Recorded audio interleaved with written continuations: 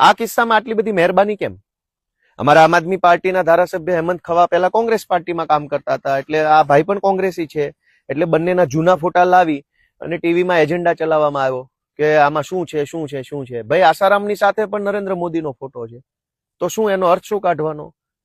સુરતની અંદર ડ્રગ્સ વેચતા રંગે હાથ પકડાયેલા અમિત આહિરની સાથે ગુજરાતના ગૃહમંત્રીનો ફોટો છે, તો શું સમજવાનું? તો ફોટાઓ આજકાલ કોઈ પણ પબ્લિક પ્રોફાઇલના માણસો છે, એના ફોટાઓ કેટલાક લોકો સાથે હોતા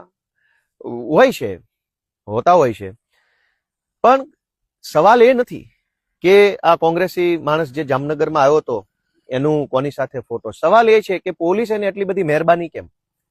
કમસે કમ 151 તો પોલીસે કરવી જોઈતી હતી, પોલીસે 151 પણ નથી કરી. હવે તમે વિચારો કે હર્ષ સંઘવીની સભામાં કોઈ જૂતું ઉછાળી જાય તો શું પોલીસ જવા દેશે? નહીં જવા દે.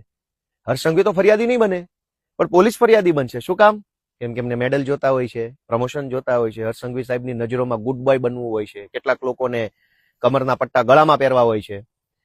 તો દોસ્તો, આ ઘટનામાં સાફ છે કે ભાજપ વાળા, ભલે ભાજપના નેતાઓનો તો ધંધો જ આવો છે કે અમે કોઈ ષડયંત્ર કર્યું, અમે કોઈ આમ તેમ કર્યું. ભાઈ, અમે ષડયંત્ર કર્યું છે તો તમે પકડો એ માણસને, એની ઉપર FIR કરો, એની પાસેથી તપાસ પુરાવા લઈ લો, વોટ્સએપમાં, ફેસબુકમાં, ફોનમાં કોની યારે વાત કરી છે, કોને ષડયંત્ર ગોઠવું, કોને પૈસા આપ્યા, નથી આપ્યા, છોડી કેમ દીધો? અત્યારે પોલીસે એની ઉપર કોઈ કાર્યવાહી નથી કરી. એનો અર્થ એ કે પોલીસે એને સપોર્ટ આપ્યો છે પૂરેપૂરો ગોપાલ ઇટાલિયા પર જૂતું ફેંકવા માટે. હવે બીજો મુદ્દો એ છે કે ભાજપ અને કોંગ્રેસને આવા કૃત્યો કરવા માટે સમય મળી રહેશે, માણસો મળી રહેશે, પણ સામાન્ય જનતાનું કામ કરવા માટે એની પાસે સમય નથી. ગુજરાતમાં માવઠું આવ્યું, હજારો ખેડૂતોને આજની તારીખમાં કાણી કોડી મળી નથી.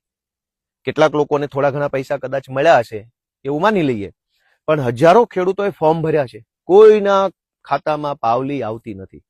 સતત પબ્લિક લાઈનમાં ઊભી છે, ખાતર માટેની લાઈન, માવઠાના ફોર્મ ભરવાની લાઈન, ટેકાના ભાવે મગફળી કે ચણા કે સોયાબીન વેચવાની લાઈન. પબ્લિક તો લાઈનમાં ઊભી છે, ખેડૂતો લાઈનમાં ઊભા છે. ખેડૂતોની લાઈન છે ત્યાં કંઈક મદદ કરવાના બદલે ભાજપ અને કોંગ્રેસ બંને ભેગા મળી આમ આદમી પાર્ટીને રોકવાની કોશિશ કરે છે. આ તો દુર્ભાગ્ય છે.